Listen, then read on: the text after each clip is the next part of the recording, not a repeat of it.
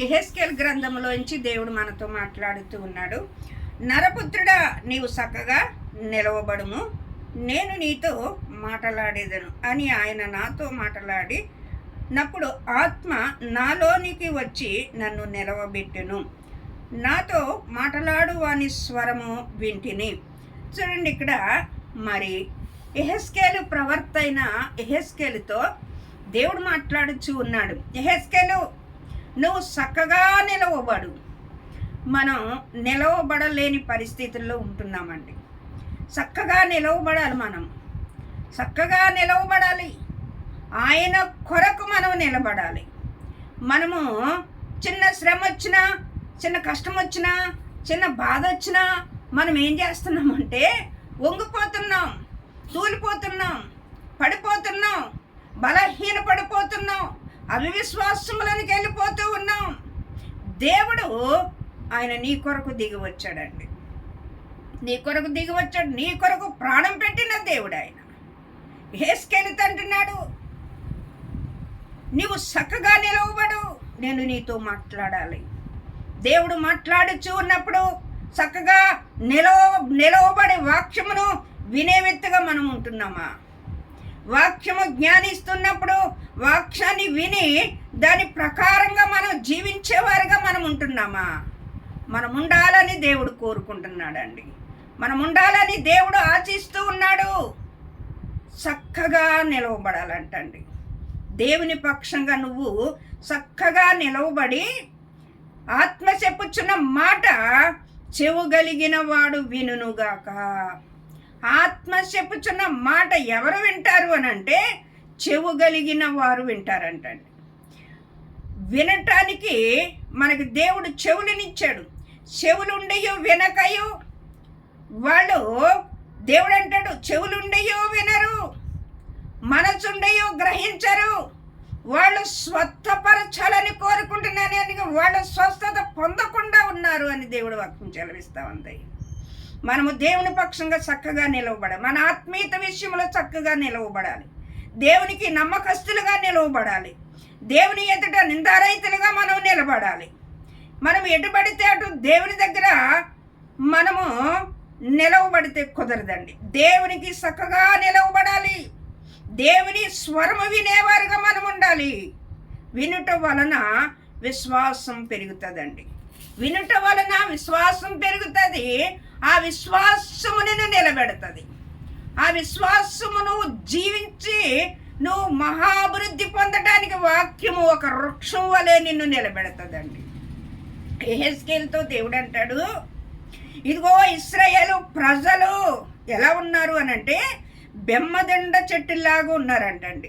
ముళ్ళ తొప్పలలాగా ఉన్నారంటండి. ముళ్ళ తొప్పలలాగా ఉన్నారంట. బెమ్మదండ చెట్టులాగా ఉన్నారంట.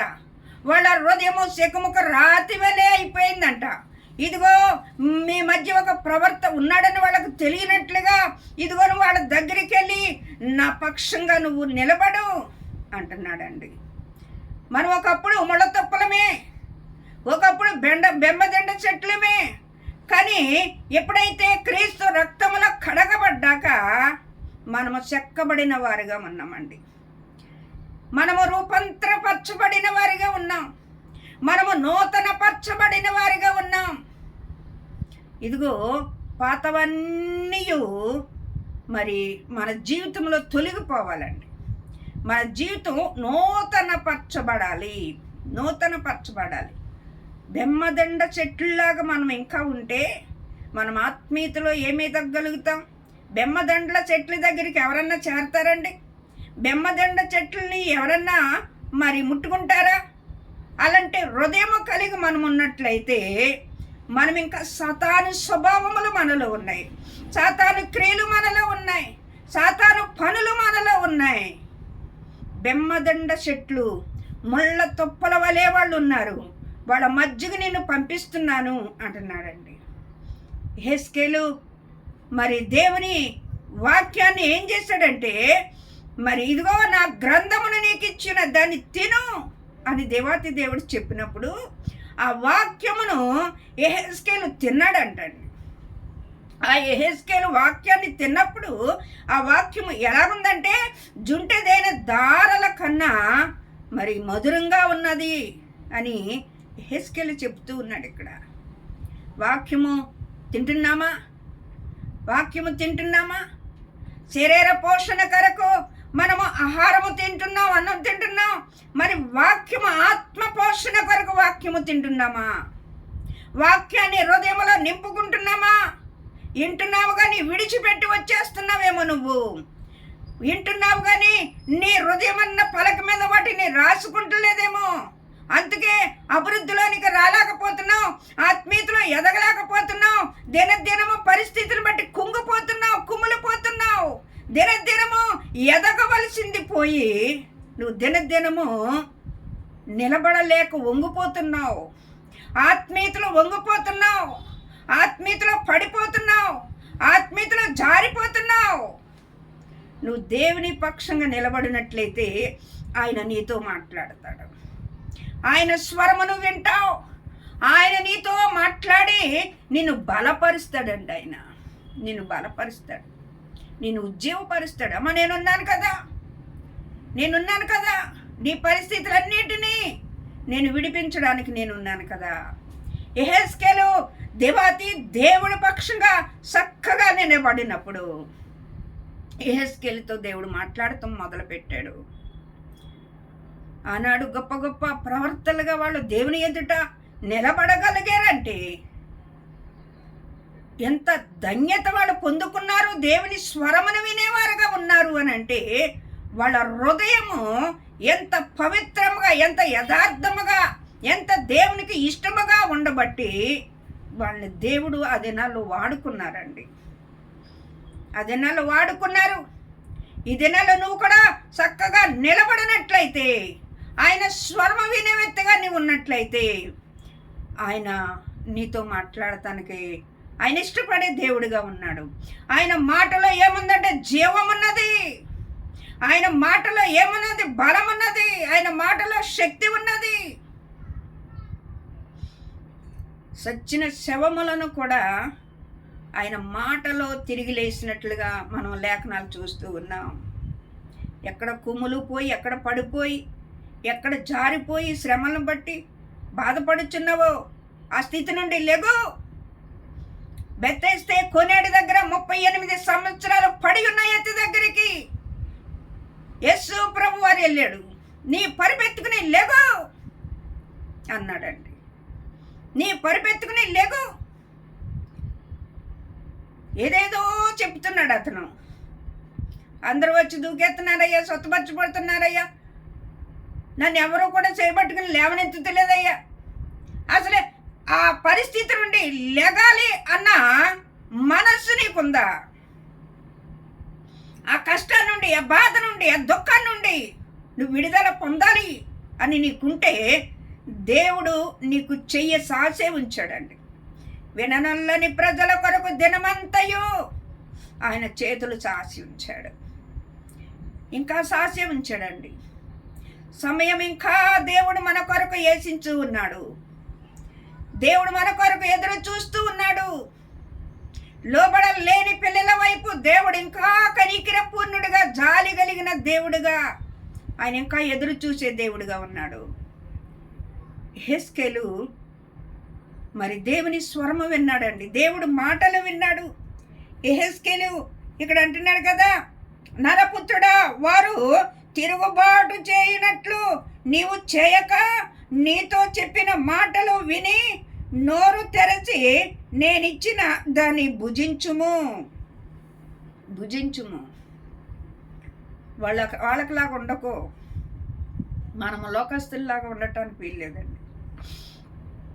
ఎందుకంటే కరుణా సంపన్నుడైన దేవుడు ఆయన నిన్ను కొనుక్కున్నాడు వెలపెట్టి. నువ్వు ఆయన బిడ్డవి ఈ లోకములో.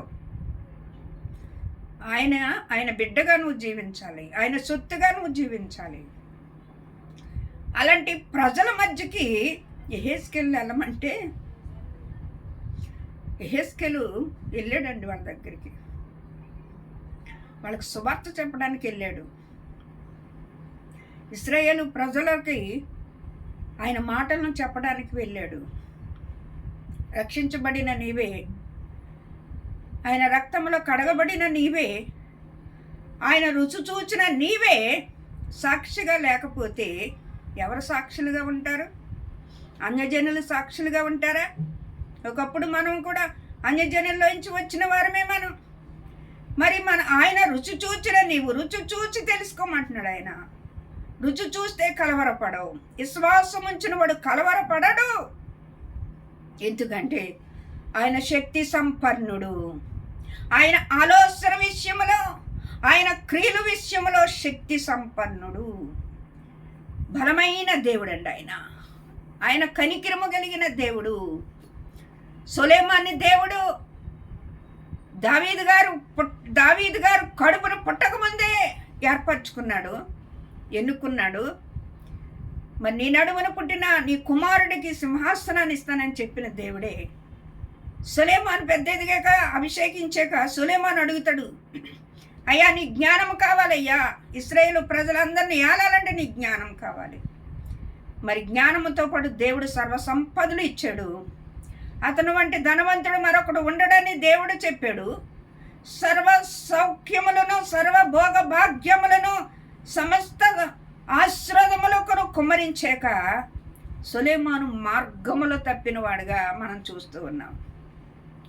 అన్యజనుల స్త్రీలను పెళ్లి చేసుకుని యెరూషలేము ముందు బలిపీఠములను కట్టి దేవునికి కోపం పుట్టించిన వాడుగా ఉన్నాడు. దేవుణ్ణి విడబాసిన వాడుగా ఉన్నాడు. అందుకనే సొలొమోను సామెతలు అని సామెతలు రాశాడండి. ఒకవేళ మనము కూడా దేవుడి పక్షంగా నిలబడినప్పుడు, దేవునితో ఉండటానికి దేవుడు మనల్ని ఆశీర్వదించి సాక్షిగా నిలబెట్టుకున్నప్పుడు మనము సాక్షులుగా ఉండలేకపోతున్నామేమో. మనము అన్యజనుల ఎదుట దేవునికి సాక్షులుగా నిలబడలేకపోతున్నామేమో. బెమ్మదండ చెట్లలాగా ఉంటున్నామేమో, ముళ్ళ తొప్పల్లాగా ఉంటున్నామేమో. మనల్ని చూచిన వారు నీ దేవుణ్ణి దూషిస్తూ ఉన్నారేమో నిన్ను బట్టి. అమ్మా ప్రార్థనకి వెళ్తుంది, బతుకు మాటల ప్రార్థనకి వెళ్తుంది, ప్రవర్తన మాటల ప్రార్థనకి వెళ్తుంది, ఆమె క్రియలు మాటల తను ఒకేళ నిన్ను బట్టి నీ దేవుణ్ణి దూషిస్తూ ఉన్నారేమో, నిన్ను బట్టి నీ తండ్రిని గాయపరుస్తూ ఉన్నారేమో. మిమ్మల్ని బట్టే కదా నా నామము దినవల్ల దూషించబడుతుంది అంటున్నాడండి. మనము దూషించబడే ఉంచేలాగా మనం ఉండకూడదు, కానీ ఆయనకు సాక్షులుగా ఉండాలి. ఆయన ప్రేమ ఎంత మధురంగా ఉంటుందో మనల్ని చూచిన వారు అమ్మో ఏళ్ళేంత ప్రేమ కలిగి, ఏళ్ళేంత దీర్ఘశాంతము కలిగి, ఏళ్ళేంత మంచి ప్రవర్తన కలిగి ఉన్నారు అని అంటే అసలు ఆయన ఇంకెలాగుంటాడో అని తెలుసుకునేలాగా మనం సాక్షులుగా ఉండాలి. యెహెజ్కేలుతో దేవుడు మాట్లాడుతున్నప్పుడు, నీతో కూడా దేవుడు మాట్లాడుతూ ఉన్నప్పుడు నువ్వు వింటున్నావా? ఆ వాక్యాన్ని పెడచెవిని పెడుతూ ఉన్నావా? మనం మందిరానికి వచ్చినప్పుడు అండి మన హృదయం అంతా ఖాళీ చేసుకుని రావాలి. మనలో ఉన్న ఆలోచనలు, మనలో ఉన్న ప్రతీది, మనకున్న కష్టాలు, బాధలు అన్నీ మనసు నింపేసుకుంటాం. వాక్యం ఏమి ఎక్కుతుంది? వాక్యం వినటానికి మనం రావాలి. వాక్యం మనం శ్రద్ధగా వింటే ఆ వాక్యమే నీ జీవితంలో కార్యం జరిగిస్తుంది. దశలోనికి రాసిన పత్రికలు అంటాడు, ఈ మా మాటలు కాదు, ఇనుచున్న మాట దేవుని మాట, ఈ వాక్యమే విశ్వాసులైన మీరు కార్యస్థితి జరుగుచు ఉన్నది. మన జీవితంలో కార్యము జరగాలంటే ఆయన మాట వినాలి. మోసేతో సినాయి పర్వతం మీద మోసేతో మాట్లాడాడండి. పొదలో ఉండి మోసేతో, మోసే ఇదిగో ఇశ్రాయేలు పెట్టిన మూలుగులు నేను ఉన్నాను, నేను అందుకనే దిగియొచ్చి ఉన్నాను, ఇదిగో నిన్ను వాళ్ళ యొద్దకు నేను పంపుతానికి నేను ఇష్టపడుతూ ఉన్నాను. మరి యేసు ప్రభువాన్ని పంపారు కదండి మన కొరకు. ఆయన కలవరి శిలువ రక్తముల మన ప్రతి పాపమును భరించిన వాడుగా ఉన్నాడు కదండి. మన దోషములన్నీ ఆయన మీద మోపబడ్డాయి కదా. మన అతిక్రమ శిక్ష ఆయన భరించినాడు కదా. మన రోగములన్నీ ఆయన భరించినాడు కదా. నీకోసం ఆనాడు ఇశ్రాయేలు ప్రజల కోసం మోసేని పంపినట్లుగా నీ కోసం శరీరధారిగా యేసు ప్రభువారు మన మధ్యలోనికి వచ్చారు. మన ఆత్మీయ జీవితంలో మన దినదినము వర్ధిల్లేవారుగా ఉండాలండి.